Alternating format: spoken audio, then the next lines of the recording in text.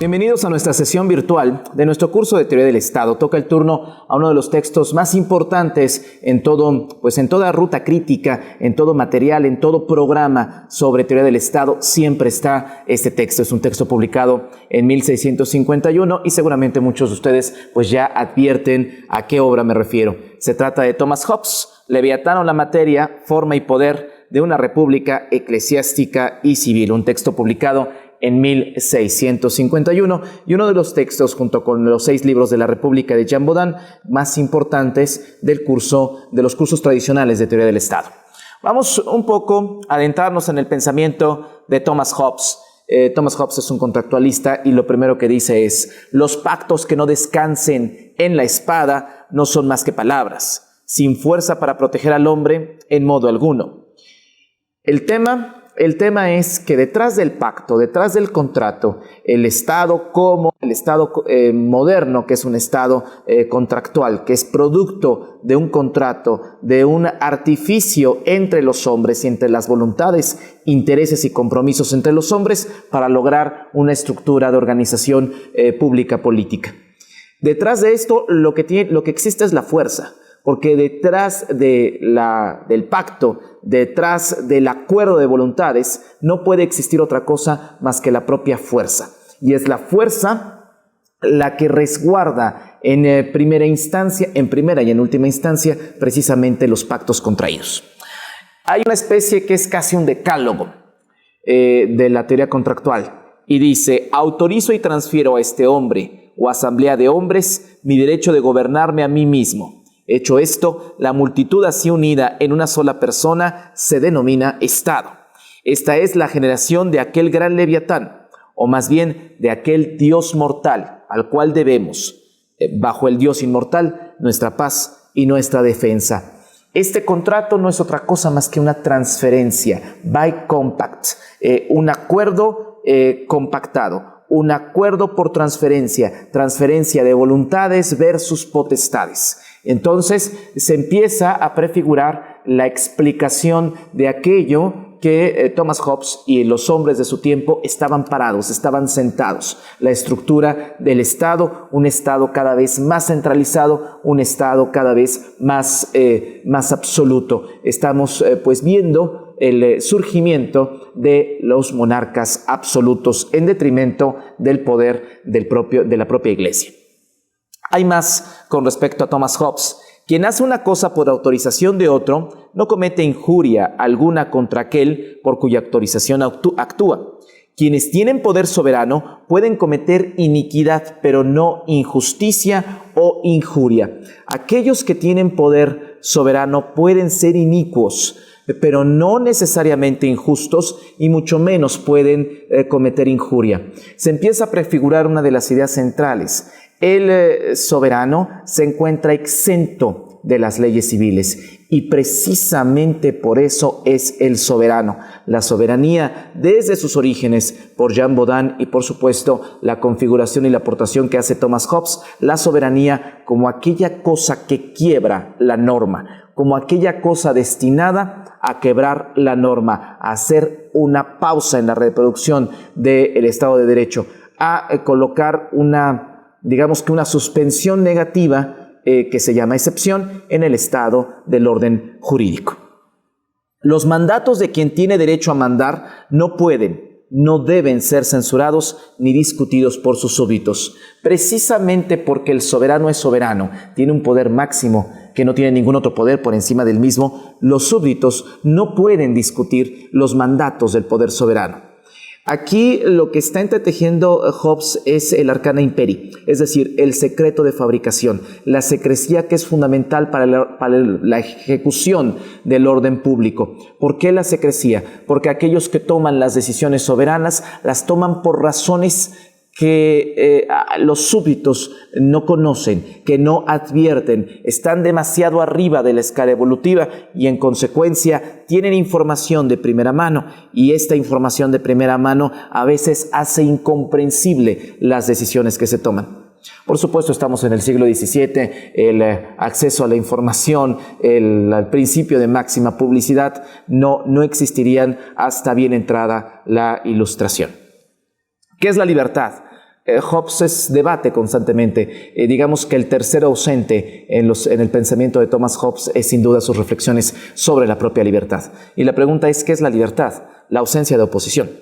Es decir, de un impedimento externo al movimiento. Lo que no se haya sujeto a movimiento no está sujeto a impedimento. Los hombres han hecho cadenas artificiales llamadas leyes civiles, que ellos mismos, por pactos mutuos, han fijado fuertemente. Llama la atención seguramente Jean-Jacques Rousseau, cuando leyó este parágrafo, esta parte del Leviatán de Thomas Hobbes, seguramente se preguntó muchísimas cosas y lo llevó a escribir prácticamente en las primeras líneas del contrato social. A Rousseau le llevó a escribir: los hombres han nacido libres y sin embargo viven rodeados en todas partes entre cadenas. Las leyes son esas cadenas, son los eslabones de esas cadenas, y las leyes no son otra cosa más que la oposición al movimiento. La libertad no puede entenderse sin el ejercicio de una limitante, y esa limitante es precisamente la frontera que hace que algo sea legal, que una práctica sea legal y que otra práctica sea absolutamente ilícita. En el acto de nuestra sumisión van implicadas dos cosas, dice Hobbes: nuestra obligación y nuestra libertad. Si un soberano ordenar a un hombre que se mate, hiera o mutile a sí mismo, o que no resista a quienes le ataquen, o que se abstenga del uso de alimentos, aire, de la medicina o de cualquier otra cosa sin la cual no pueda vivir, ese hombre tiene la libertad para desobedecer. ¿Existen límites para el poder soberano? No existen límites, pero el poder soberano tiene fundamentos, y el poder soberano, el fundamento del poder soberano es precisamente el derecho natural. La concentración de todo el poder y el ejercicio de la soberanía en la figura del monarca, en la figura del príncipe, están, digamos que amalgamados, están estructurados para la defensa de los derechos fundamentales, de los derechos inalienables. ¿Qué es un derecho fundamental? Aquellos que en sí mismo no tienen un fundamento, porque ellos mismos son el fundamento. No son derechos legislados, son derechos revelados a partir del principio de la razón. Desde luego estoy un poco colocando argumentos que se generaron a través de Kant, Metafísica y las Costumbres, en la propia Ilustración, 70, 80 años después del pensamiento de Thomas Hobbes, para poder explicar con su absoluta complejidad estos parágrafos. Tenemos más cuestiones. Todo cuanto el soberano hace en virtud de su poder, se hace por la autoridad de cada súbdito, y por consiguiente, quien realiza una acción contra el soberano, la efectúa a su vez contra sí mismo. Recordemos aquellas expresiones de Aristóteles, de el interés del amo y del esclavo se confunden. Sabemos que esto es una falacia, sabemos que esto no es cierto. Sin embargo, Thomas Hobbes, digamos que reestructura la ecuación y dice: todo aquello que hagas contra el soberano, te lo haces a ti mismo. ¿Por qué? Porque el soberano es en sí mismo la prueba, la salvaguarda de los derechos fundamentales, de los derechos naturales, de la subsistencia de los hombres. Sin soberanía, la soberanía es el alma del Estado, como decía Jean Baudin, y sin soberanía no hay movimiento, y sin movimiento no existe la protección de estas libertades y de estas garantías esenciales. La soberanía es el alma del Estado, y una vez que se separa del cuerpo, los miembros ya no reciben movimiento de ella. Si un monarca renuncia a la soberanía para sí mismo y para sus herederos, sus súbditos vuelven a la libertad absoluta de la naturaleza. Se empieza a configurar dos etapas evolutivas en la teoría contractualista, que es el estado de naturaleza y el estado civil. ¿Dónde tenemos la distinción entre el estado de naturaleza y el estado civil? El pacto es el puente, el contrato es el puente entre el estado de naturaleza y el estado civil, y es precisamente la soberanía la culminación de unidad que hace posible que el Estado sea una estructura orgánica, organizativa, funcional y unitaria. Es un cuerpo político, continúa Hobbes. Si el representante es un hombre, cualquier cosa que haga en la persona del cuerpo que no esté acreditado en sus cartas ni por las leyes es un acto suyo propio, y no el acto de la corporación ni el de otro miembro de la misma distinto a él, porque más allá del límite de sus cartas o de las leyes, a nadie representa sino a sí mismo. Esta unidad que encarna la soberanía y por tanto el contrato, Esta unidad significa un personalismo, significa una autocracia por parte del Estado, es decir, que todo esté concentrado en la persona, lo que diría un famoso monarca francés, el Estado soy yo. No, no es el caso. A pesar de que tenemos el estado de naturaleza, el estado civil, el pacto, el contrato que hacen el puente entre estos dos estadios y la soberanía que hace culminación con toda esta estructura organizativa, con toda esta unidad, la persona del soberano y el soberano mismo no se confunden, porque todo acto que haga esa persona que no esté motivado en sus cartas credenciales, en las, podríamos decirlo de manera mucho más moderna, en las leyes constitucionales, en la Constitución misma, es un acto personal, es un acto personalísimo, suyo propio. Por eso establece esta expresión Hobbes y no debemos confundirla con un acto de Estado. Por supuesto, la sociedad mediatizada del siglo XX hace imposible que nosotros separemos la persona de la función pública de esa persona. La televisión, pues el mass media, lo que hace es una fusión completamente extraña para el pensamiento de Hobbes y completamente anómala entre la persona del funcionario y su función pública que tiene a cargo. Bueno, si esta distinción no ocurre en el siglo XX, mucho menos ocurre con el soberano, la persona del soberano y simple y sencillamente la función pública que desempeña este soberano. ¿Por qué el pueblo no es soberano? Aquí obviamente empieza el debate. La gran jiribilla entre Rousseau y Thomas Hobbes es el tema del pueblo.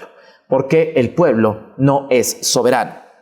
Donde una vez existió una soberanía no puede haber representación absoluta del pueblo, sino por mediación de ella. El pueblo media, el pueblo contrabalancea, el pueblo es el equilibrio último en todas las relaciones públicas políticas, pero definitivamente no es soberano. ¿Por qué? Por muchas razones, pero una fundamental. La soberanía es monista y además es decisiva. La soberanía tiene que ver con la toma de decisiones. Esa toma de decisiones tendrá y motivará el curso de la acción pública en un Estado, en una estructura organizativa.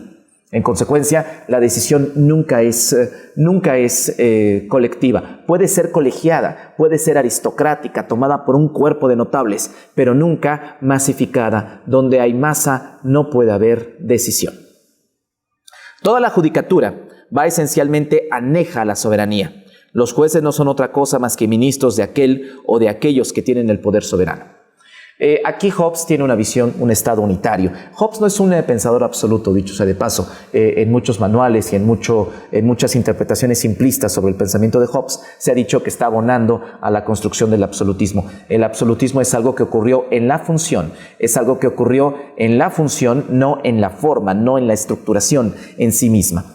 Y pues Hobbes definitivamente no es alguien que esté abonando a las ideas absolutistas y mucho menos totalizantes o totalitarias. Está desfasada esta interpretación de las letras y del pensamiento estricto de Thomas Hobbes. Sin embargo, lo que sí construye es un estado de tipo unitario, donde los jueces son especie de comisarios de la judicatura, donde todo aquello que dirimen, juzgan y fallan es, digamos que un subproducto del poder soberano. En efecto, aquí habría que tomar las cosas con mucha cautela. En efecto, el poder judicial es un poder soberano. Las modernas repúblicas federales están construidas sobre soberanías bicéfalas. Por un lado, la soberanía ejecutiva, que la representa el jefe de Estado, y por otro lado, la soberanía judicial, que la representa una corte de casación, una corte de revisión, una corte constitucional. Y si bien es cierto el poder judicial es un poder soberano, la autonomía de los jueces, de la judicatura, es una de las grandes construcciones del derecho constitucional, de la teoría constitucional del Estado democrático moderno. Pero por supuesto, estamos apenas en los cimientos de esta construcción. Todavía no podemos decir cosas y mucho menos achacárselas al propio Thomas Hobbes. Hay más reflexiones que tiene Hobbes y que son importantes. Por ejemplo, antes del Estado civil lo que teníamos era incertidumbre. Suprimid la ley civil, argumentaba Cicerón, hace una reflexión en torno a Cicerón, y nadie sabrá lo que es suyo propio y lo que es de otro hombre. La conexión del estado de naturaleza con la propiedad es fundamental. En el estado de naturaleza todo es nuestro por fuerza propia. Sin embargo, lo nuestro no es exactamente propiedad. ¿Por qué? Porque llegará alguien más fuerte que nosotros a arrebatárnoslos de nuestras manos. En consecuencia, la relación que existe entre el estado de naturaleza, donde no existe propiedad, y el estado civil, donde la ley instituye lo que es propio de cada uno, no necesariamente bajo estructuras equitativas, es una distinción elemental entre el estado de naturaleza y el estado civil. Y es cierto, lo que hace la propiedad, lo que hace que la propiedad sea eso, propiedad, es precisamente el uso, usufructo, en fin, es precisamente la ley, es precisamente la norma, es una construcción política que ocurre en el espacio entre los hombres por acuerdo propio, por relaciones mutuas, por negociaciones mutuas, y que se recae sobre los bienes inmuebles, y que estos bienes muebles pues son transfigurados por este acuerdo de voluntades, y entonces son transferidos, ya sea su uso, su usufructo, su propiedad, su transferencia, son transferidos hacia los particulares. Por supuesto, la distinción entre derecho público y derecho privado, pues aquí estamos viendo prácticamente uno de sus primeros indicios, uno de sus primeros surgimientos, presentaciones. ¿Qué es la ley civil? Es para cada individuo aquellas reglas que el Estado le han ordenado de palabra o por escrito, o con otros signos suficientes de la voluntad, para que las utilice en distinguir lo justo de lo injusto, es decir, para establecer lo que es contrario y lo que no es contrario a la ley. Muy entre líneas y muy en lo profundo del pensamiento de Thomas Hobbes, lo que tenemos es la distinción entre lex y ius. La ley, para ser ley, tiene que pasar por el procedimiento sancionador, por el procedimiento administrativo que cumple con los términos de su validez. Pero el derecho es una dimensión mucho más grande, es una dimensión metafísica. No es casualidad que prácticamente en las mismas cuartillas esté referido Cicerón en ese maravilloso tratado de filosofía del derecho, en el tratado que de hecho inaugura la filosofía del derecho, que es el Tratado de las Leyes Catilinarias. En consecuencia, la ley, para ser ley, tiene que cumplir con el procedimiento de sanción.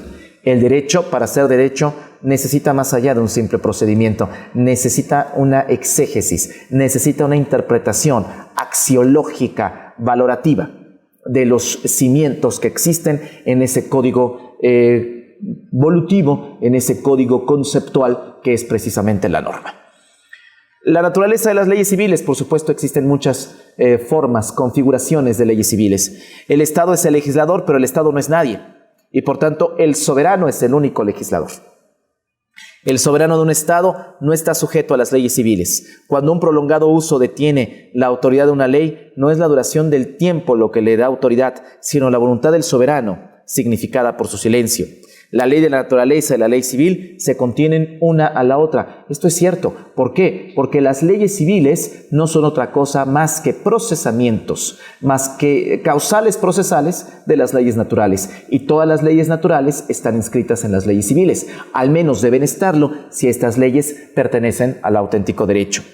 El legislador no es aquel por cuya autoridad se hicieron inicialmente las leyes, sino aquel otro por cuya autoridad continúan siendo leyes. Esto es central.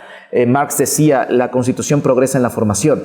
La ley no es el principio, sino es la permanencia, sino es el continuum. ¿Dentro de qué? De este reino de la razón, dentro del Estado de Derecho, dentro de la legalidad, la validez y la legitimidad de la norma. La ley no como un principio, sino como un constante, como una constante permanencia, como una subsistencia de un régimen, de una potestad. El legislador no es aquel por cuya autoridad se hicieron inicialmente las leyes, sino aquel otro por cuya autoridad continúan siendo leyes. Y hay otro punto central: si existe algún derecho en alguien para disolver el Parlamento, entonces existe también un derecho a controlarlo y por consiguiente controla su control. Bueno, tenemos las escenas del largo parlamento de Oliverio Cromwell, tenemos la escena de la decapitación de un monarca en Inglaterra, tenemos una guerra civil inglesa, una revolución inglesa, tenemos una serie de, digamos que transformaciones en la base de la reproducción del poder público en Inglaterra, y entonces aquí el propio Hobbes está defendiendo el derecho del monarca a controlar el parlamento, que esto es un tema que va a ser un tema profundamente inglés y que va a arrojar la configuración de la madre de todos los parlamentos, que es precisamente el parlamento del Reino Unido. Hay otro punto central: la ley no es la letra, sino la intención del legislador. La ley no es un documento, la ley no es un PDF, la ley no puede ser la letra, la ley es la intención del legislador. Por más que descarguemos documentos, por más que revisemos e imprimamos leyes, no es la letra, no es la configuración gramatical semántica, es lo que está implícito en la ley. Eso siempre será la auténtica norma, la norma que nosotros debemos analizar, interpretar, develar. La razón de Estado, nuestro hombre artificial y sus mandamientos es lo que constituye la ley. El origen de toda norma es la voluntad del soberano. Esto es una idea quizá discutible, pero que sigue siendo muy certera, incluso en el siglo XXI. En consecuencia, hay algo que Hobbes, desde el debate con Jean Bodin, pero hay algo que Hobbes viene trayendo y que todos los contractualistas y todos los constitucionalistas vendrán trayendo, que es la razón de Estado. Este es, quizá después de la soberanía, otro concepto central de nuestro curso. Y la razón de Estado no es otra cosa más que un subproducto mismo de la soberanía. La razón de Estado es la voluntad expresada del soberano. Aquí necesitamos hacer ejemplos contemporáneos. Para Felipe Calderón, una auténtica razón de Estado era el combate al crimen organizado, era el combate al narcotráfico. Para el presidente Bush, el segundo Bush, fue una auténtica razón de Estado, por ejemplo, el combate al terrorismo. Para George Bush padre, una razón de Estado fue la guerra del Golfo Pérsico. Las razones de Estado son mandamientos, mandatos expresos, imperativos categóricos de los soberanos, que impregnan toda la función pública. Y es un subproducto de la soberanía porque hasta cierto punto las razones de Estado quiebran por completo los derechos y las garantías. Recordemos que la soberanía es como la antimateria, el antiequilibrio, aquello que está destinado a quebrar las normas civiles. Lo ideal es, la soberanía es fuerza en sí mismo. Quebrar concretamente las normas, ¿pero para qué? Para restablecerlas. Sin embargo, la soberanía también puede devenir muy fácilmente en todo lo contrario, quebrar las normas para extinguirlas, para desaparecerlas. Para Donald Trump, en una cuestión mucho más contemporánea, el muro y la construcción del muro, independientemente de sus causas utilitarias y de su presupuesto, la construcción del muro la ha convertido en una auténtica razón de Estado. Sería un gran error llamar a las leyes de naturaleza leyes no escritas. Las leyes de naturaleza no necesitan ni publicación ni promulgación, ya que están contenidas en esta sentencia, aprobada por todo el mundo. No hagas a otro lo que tú consideras irrazonable que otro te haga a ti. La equidad para Hobbes es una auténtica ley de naturaleza y nos dice, no necesitan promulgación, no se trata de leyes no escritas, es más, ni siquiera fueron leyes legisladas, ocurren por la revelación de la razón en los asuntos humanos. Con respecto a las leyes civiles, aquí hay 7 clases. Edictos, constituciones y epístolas, que estas provienen de la corona, decretos del pueblo entero, estas provienen de la Cámara de los Lores, decretos del pueblo llano, provienen de la Cámara de los Comunes, senatus consulta, que esto viene de Roma, pero proviene de los consejos de Estado, edictos de los prétores, viene de las cortes, del cuerpo aristocrático, responda praedentum, viene de los propios jueces, lo que hoy se llama hasta cierto punto de manera incorrecta, leyes jurisprudenciales, costumbres no escritas, esto viene de las tradiciones, son algunas de las clasificaciones. Más allá de las clasificaciones, que por supuesto a la luz del siglo XXI habría que actualizarlas, pero más allá de las clasificaciones llama la atención que trata de encontrar las adjetivaciones de acuerdo al proceso de la norma jurídica, de las leyes civiles. Se agradece el esfuerzo en Thomas Hobbes. Otra división de las leyes consiste en naturales y positivas. Las leyes naturales también son leyes morales, porque descansan en virtudes como la propia justicia. Bueno, pues seguramente Hans Kelsen ha hecho correr ríos de tinta en torno al derecho positivo. Las leyes positivas han sido instituidas como leyes por la voluntad de quienes tuvieron poder soberano sobre otros. A su vez, las leyes positivas son humanas y divinas. Entre las leyes positivas humanas, unas son distributivas y otras son de carácter estrictamente penal. Unas son estrictamente coactivas, otras tratan de establecer principios de restauración, principios de distribución. Otra clasificación, Hobbes empieza a hacer clasificaciones de las leyes. Otra clasificación concurre entre las leyes fundamentales y no fundamentales. Algo que es un debate hasta cierto punto moderno del neoconstitucionalismo. Pues no es tan moderno. Thomas Hobbes ya lo había revisado. La clasificación entre leyes fundamentales y leyes no fundamentales.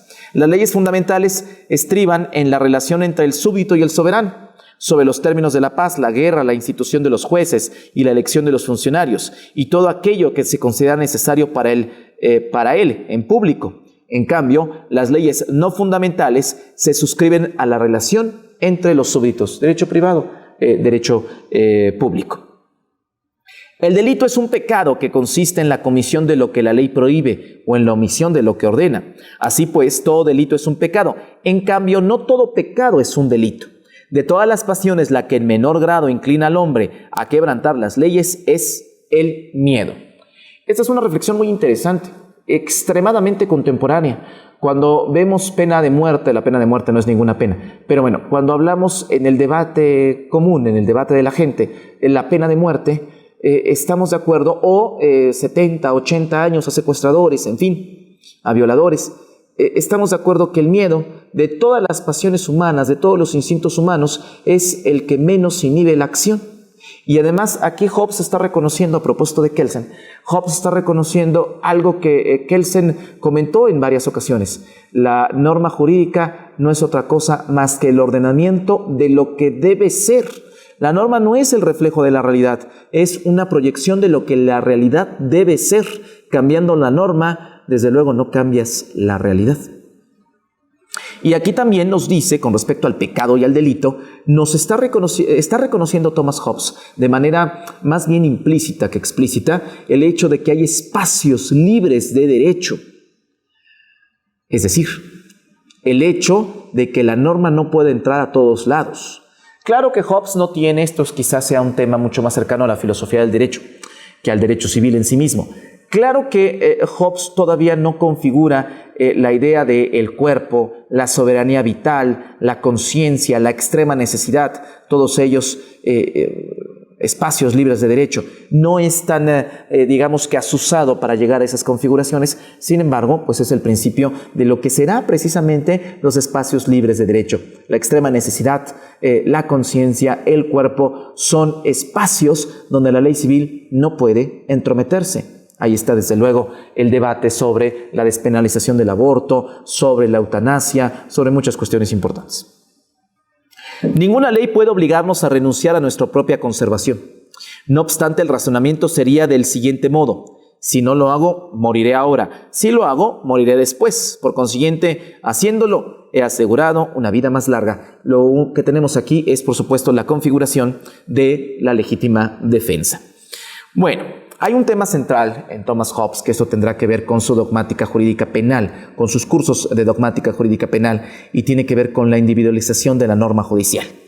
Los grados del delito se establecen según la malignidad de la fuente o causa, por el contagio del ejemplo, por el daño del efecto, por la concurrencia de tiempos, lugares y personas. Un delito que tiene como origen una pasión repentina no es tan grande como si deriva de una larga meditación. La intención, la premeditación, la organización son agravantes de la conducta delictiva, y así como existen agravantes, también existen atenuantes. Esto es planteado mucho antes que Beccaria por el propio Thomas Hobbes, al menos con un sentido mucho más prefigurado y mucho más claro. ¿Por qué puerta penetra el derecho o la autoridad a castigar? Es una pregunta muy interesante que podemos hacerle a Hobbes y que el propio Hobbes perfectamente podría respondernos del siguiente modo. Al instituirse un Estado, cada uno renuncia al derecho de defender a otro, pero no al derecho de defenderse a sí mismo, la legítima defensa que hablábamos hace un rato. El derecho que el Estado tiene para castigar no está fundado en ninguna concesión o donación de los súbditos.